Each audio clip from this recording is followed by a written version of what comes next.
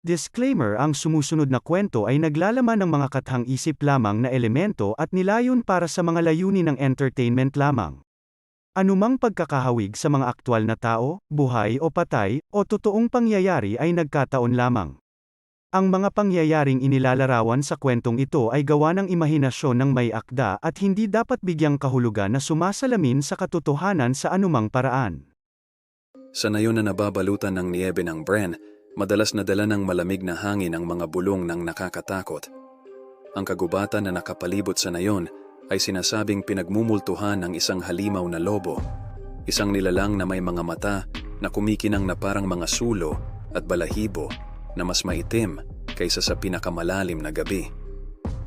Pinangalanan ito ng mga taga-nayon na Schattenwolf, ang Shadow Wolf, isang nilalang na nakatakdang gumala sa kakahuyan magpakailanman, nang huhuli ng sinumang nangahas na lumapit.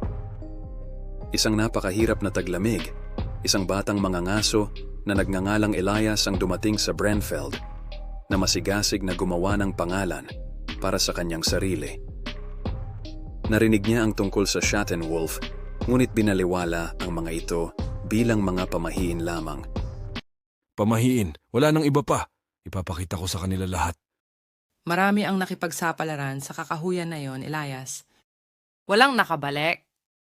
Pamahiing baluktot na katuon sa pagsuporta sa kanyang naghihirap na pamilya, si Elias ay nagpunta sa malalim na kagubatan upang maghanap ng laro.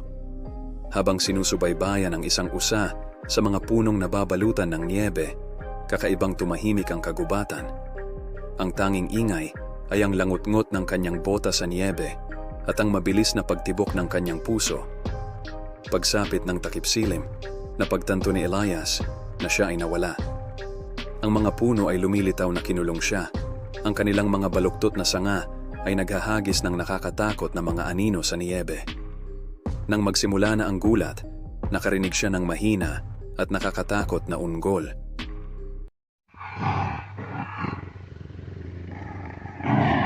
Dahan-dahang lumingon si Elias, kitang-kita ang kanyang hininga sa nagyeyelong hangin. Doon nakatayo ang Schattenwolf sa pagitan ng mga puno. Ang mga mata nito ay nagliliyab ng isang hindi makamundong apoy at ang mga pangil nito ay kumikinang sa pag-asa. Itinaas ni Elias ang kanyang rifle, ngunit ang kanyang nanginginig na mga kamay ay naging dahilan upang halos imposible ang pagpuntirya.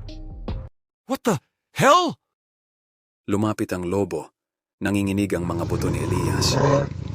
Sa isang sandali ng matinding takot, hinila ni Elias ang gatilyo.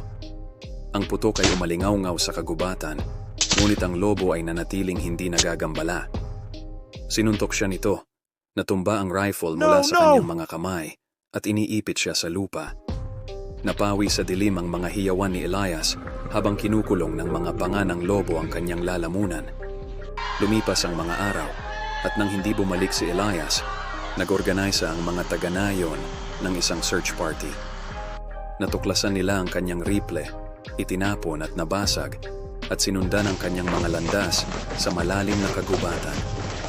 Ang niyebe ay may mga bakas ng dugo, at ang mga puno ng kahoy ay may mga marka ng kuko, ngunit si Elias ay wala kahit saan. Tanging isang punit na piraso ng kanyang Amerikana na nakasabit sa isang sanga ang natira. Bumalik ang mga taga-nayon na balisa sa kanilang nasaksihan. Mahigpit nilang sinigurado ang kanilang mga pinto at bintana tuwing gabi, at ang alamat ng Schattenwolf ay lalong lumalim.